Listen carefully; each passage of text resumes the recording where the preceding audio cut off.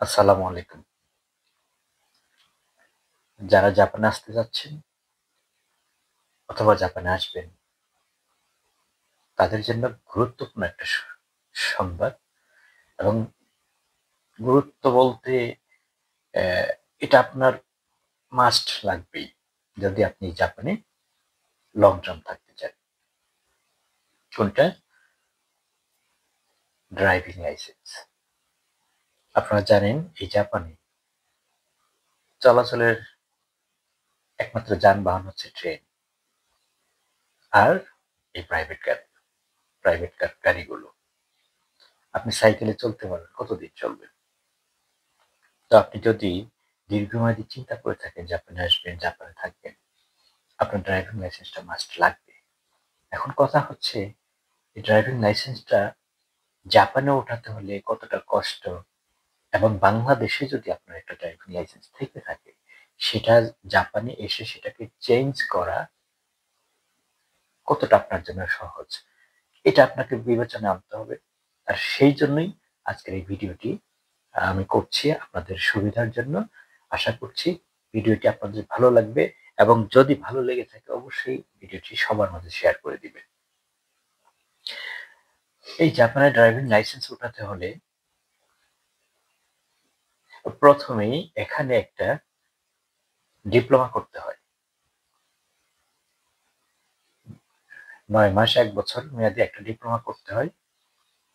করার পরে সেই স্কুল থেকে আপনাকে একটা সার্টিফিকেট দিবে। সেটা নিয়ে আপনি এখানে ড্রাইভিং লাইসেন্স সেন্টার আছে, সেখানে গিয়ে আপনি প্রথমেই যে কারিমেন যেটাকে বলা হয় যে শিক্ষানবিশ ড্রাইভিং লাইসেন্স, সেটার জন্য 50 মার্কসের একটা পরীক্ষা দিতে হয়।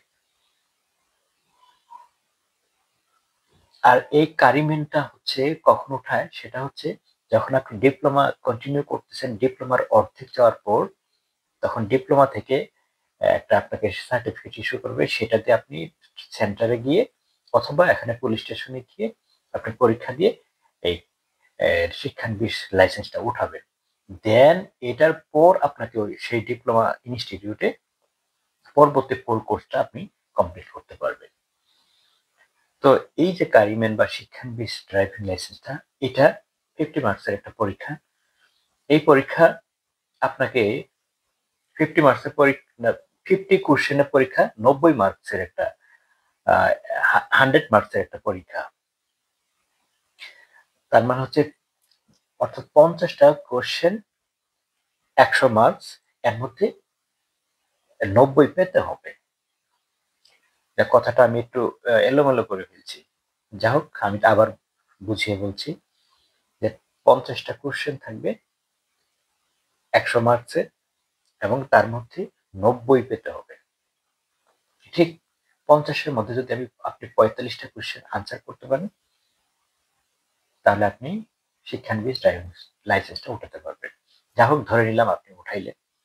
এখন হচ্ছে হোমম্যান অর্থাৎ যে মেইন ড্রাইভিং লাইসেন্সটা, এটাও ঠিক ১০০ মার্কসের উম পরীক্ষা। এর মধ্যে আপনার ৯০ থাকবে হচ্ছে এই সাধারণ কোয়েশ্চেন, আর ১০ মার্কস থাকবে আপনার ইলাস্ট্রেশন দেওয়া থাকবে। সেটা একটা প্রশ্নে হিডিং দেওয়া থাকবে, সেটা থেকে আপনি পড়ে উত্তর দিতে হবে। এইভাবে আপনি ৯০ মার্কস উঠাতে পারলে আপনি ড্রাইভিং লাইসেন্সটা পাবেন। তবে এটা অনেক কঠিন। যদিও কঠিন তারপরেও অনেকেই উঠাচ্ছে তো, ঠিক না?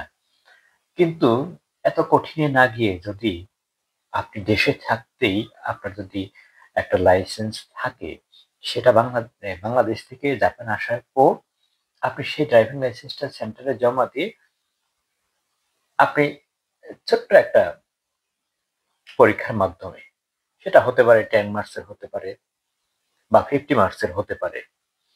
তো দিলেন, দিয়ে আপনি ইজিলি ড্রাইভিং লাইসেন্সটা নিতে পারলেন এবং জাপানের লাইফটা একদম আপনার জন্য সহজ হয়ে গেল। আপনার একটা গাড়ি থাকবে, আপনার একটা জব থাকবে।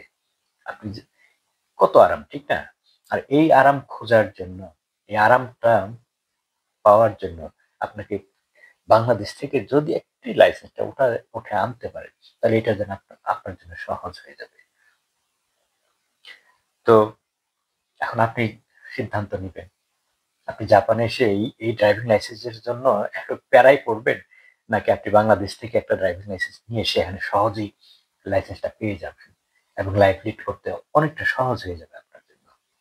কারণ জাপানে জব খুঁজে পাওয়ার জন্য এই ড্রাইভিং লাইসেন্সটা অনেকটাই কাজে লাগে। সো যারা জাপানে আসতে চাচ্ছেন তাদের জন্য গুরুত্বপূর্ণ হচ্ছে এই ড্রাইভিং লাইসেন্সটা। অর্থাৎ আপনার জাপানে লং টার্ম থাকতে হলে আপনাকে ড্রাইভিং লাইসেন্স থাকতেই হবে, কোনো বিকল্প নেই। সো দ্রুত ড্রাইভিং লাইসেন্স করে ফেলুন বাংলাদেশে, দেন জাপানে আসুন। ভালো থাকবেন, সুস্থ থাকবেন, সত্য সুন্দর, সুখী সমৃদ্ধ এবং ন্যায় ভিত্তিক জীবন প্রতিষ্ঠিত হোক সেই প্রত্যাশা কি আজকের মতো শেষ করছি। আল্লাহ।